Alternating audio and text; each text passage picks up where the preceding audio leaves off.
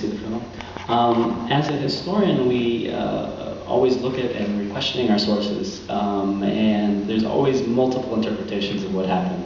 And you talk a lot about, a lot about the Essex Rebellion in here, and there's all sorts of interpretations of what went on, ranging from the bizarre that he got his sweet wine concession taken away and so he was angry, to more serious ones. And I was just curious, how did you weigh that as you were, what direction you wanted to go? How do you, as a filmmaker, give credo to some sources but not to others?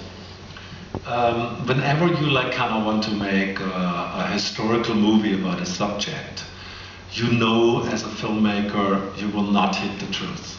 There is no one movie who ever told the truth.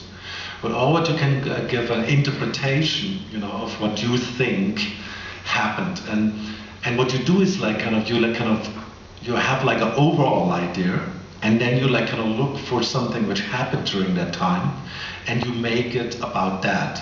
For example,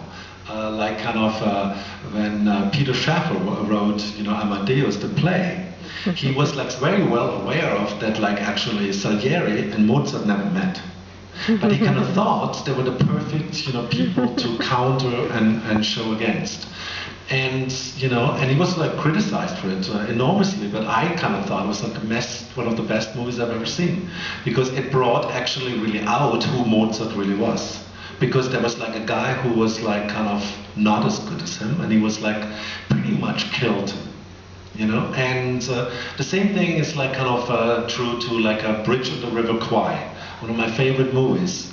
The bridge was never blown up, and when you know that, you kind of see, and when you also, and I think these men know much more about William Shakespeare than I do. When you look at William Shakespeare, when he did his history plays, he never ever, kind of took the truth of what really happened, was even cared about it. No, he wanted to tell something about overall what he wanted to tell.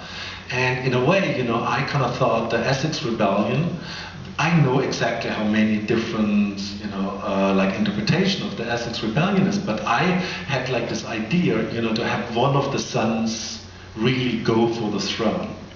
And it was just the perfect, thing. And the Essex Rebellion, he never rode into, Whitehall. I know that, but it was just all this, you kind of just take an idea and what you want to tell, and then you rearrange all the things which happened then and make them your story. And that sounds funny for you guys, but it's how we do it. And it's always done from beginning of time. It was in Homer's days like that.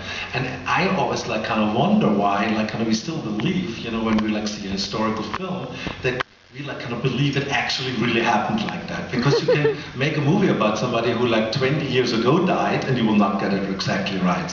Because you have to alter whatever is there. I think life is very messy, and films a little bit more organized, approach. And that kind of is what we did. We took all the elements we saw, and and then made our story out of it. And we very clearly state this at the beginning of the film. This is a different story, a darker story of quilts and swords, and and then it's about succession.